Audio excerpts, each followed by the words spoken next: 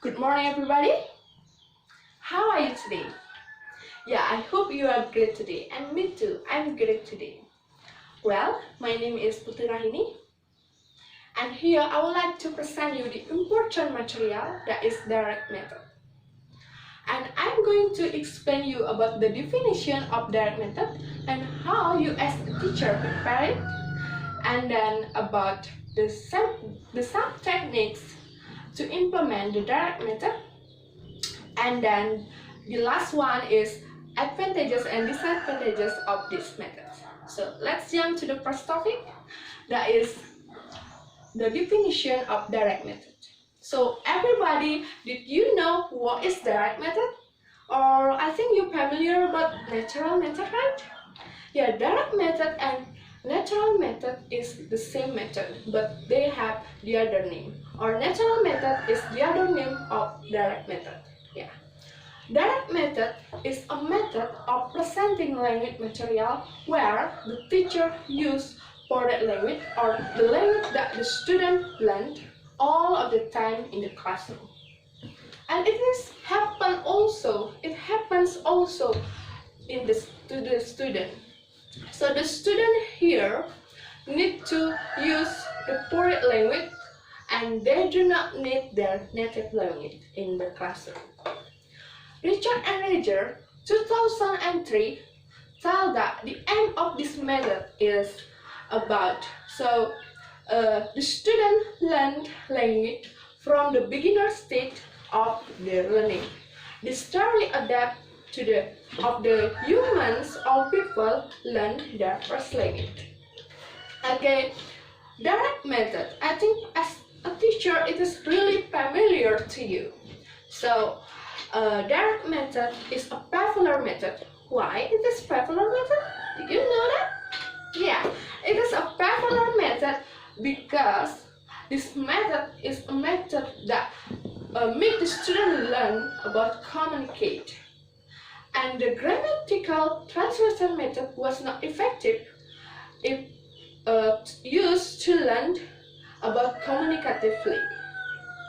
Okay, I think that's all about the definition, and let's jump to the next topic, that is about how you as a teacher prepare it before the lesson begins. So the first one, yeah, all of the teacher need to make a lesson plan. They need to use the lesson plan before they start the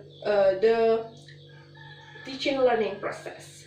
And then the second one is question, right? Question, exactly. So question or spontaneous question, it is very needed in the classroom. So the teacher should prepare it that make it is related to the material. And the third one is facilitations and also media. So the teacher should prepare the media that related to the material. And the fourth one or the last one is effective classroom management. So everybody, it is really important to you. So effective classroom management here is the teacher should make the classroom in comfortable situation and effective. So, and the teacher should make the student can participate in their classroom, and the student can interact with the other students or their teachers. So I think that's all about how did you make to prepare about the lesson. And then the next topic is about the technique or some technique to implement this method. So the first technique is reading aloud. Yes, you need to give your student the turn to read the passage, or maybe dialogue, or maybe play in the classroom out loud. And then in the end of the student turn, the teacher need to the teacher need to give the student about picture or illustrate the material to make the student clear about the material. And then the next is, yeah, I think it is dictation. So dictation is a really familiar familiar. I think many teachers use this method. So in this section here, for example, the first one, the teacher need to read the passage. Yeah, the teacher needs to read the passage in normal speed and the student just listen it. And then the second one is about the teacher. Yeah, as a teacher, you need to read the passage phrase by phrase, sentence by sentence, and word by word to make the student understand and can write down what you say. And then the third one is you need to read the passage normally speak and the student can know about their what it is wrong or false. And then the third technique is we can say that self-correction. So the student can correct themselves what they should improve or what they should to increase. And the other topic, let's move to the last topic, that is advantages and disadvantages of this method.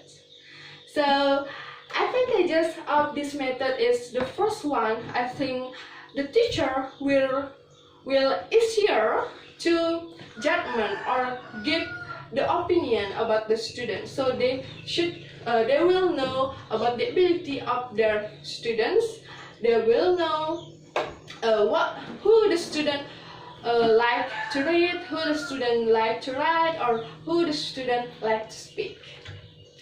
And then I think the other advantages is, so this method can use in the small class and large class. This method also can use from the low levels and the higher levels of the students.